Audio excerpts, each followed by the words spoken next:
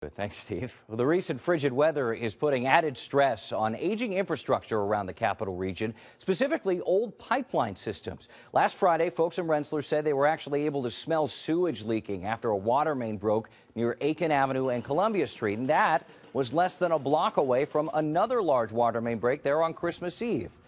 Today, the hits just keep on coming. Crews in Cohoes were working to fix their third break in a matter of days. One of the water mains broke and flooded the basement of City Hall with 3 to 4 inches of water. CBS 6's TORIE Wells is live in Cohoes right now. And TORIE, that break was repaired a few hours ago, but Cohoes certainly isn't alone in these problems this winter.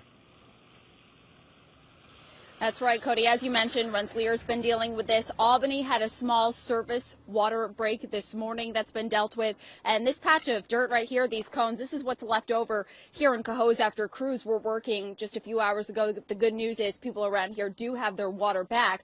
Now, these water main breaks, it's something that cities and towns in our area do get used to, unfortunately, in the winter, but it does put a big strain on resources. Blame it on the cold weather.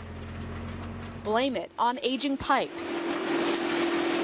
They're working almost around the clock. Crews in Cohoes fixing the third water main break in just 3 days. It never rains, it pours. Cohoes Mayor George Primeau says his city has seen this before. We always sit there and count on there's going to be problems.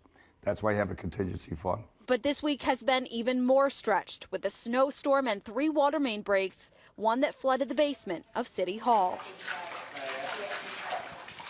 Assess the damage right now, dollars and cents, I can't tell you. Probably won't know that for another month or two. It's just a matter of cleanup, which is going to take months. In Rensselaer, the stress is similar. We got real problems here. 2 water main breaks this week, another one seen on the meter today. It can't be found and dealt with until it works through the frost. It's disgusting. It's draining the city. We had $100,000 in contingency fund. One leak took care of that. Right now, Rensselaer Mayor DWYER says his city has to use bond money to pay for some repairs. He's been talking to state lawmakers, hoping they could provide some help. Hopefully that the state will come through with some grant money for cities our size. In the meantime, back in Cohoes, the mayor says DPW crews just keep pushing forward, dealing with snow, breaks, and cleanup as they come. You have to be positive, and you have to sit there, keep going forward. We'll get through this. And the mayor here in Cohoes has his State of the City tonight. He said originally it wasn't part of a State of the City to talk about infrastructure repairs, but he will mention that tonight, especially all the work that the crews have been doing. And when we talk about crews coming up tonight at 6, we'll address the issue of manpower in cities and what that looks like when it comes to all of these repairs. We are live in Cohoes. TORIE Wells, CBS 6 News.